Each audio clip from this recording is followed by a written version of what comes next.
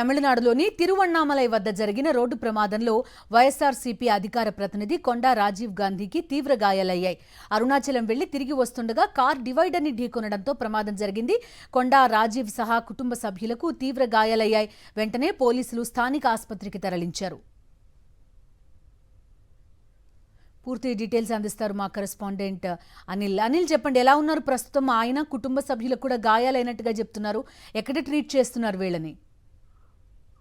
అరుణాచలం వెళ్లి వస్తుండగా వైఎస్ఆర్ కాంగ్రెస్ పార్టీ అధికార ప్రతినిధి కొండారాజు ప్రయాణిస్తున్నటువంటి కార్ కి ప్రమాదం చోటు చేసుకుంది. డివైడర్ ను ఢీ కొట్టడంతో ఎయిర్ బ్యాగ్స్ కూడా ఓపెన్ అయినటువంటి సందర్భం నెలకొంది. ఈ ప్రమాదంలో కొండారాజు సహా కుటుంబ సభ్యులు కూడా గాయపడినట్టుగా సమాచారం అందుతోంది.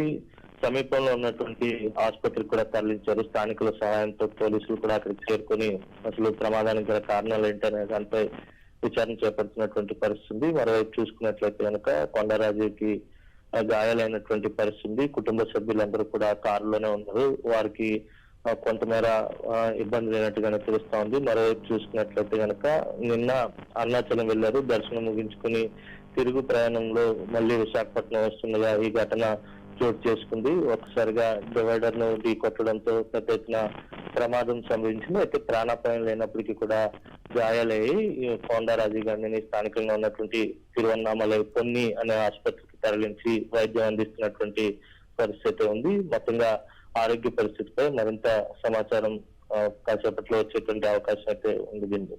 Okay Anil, thank you.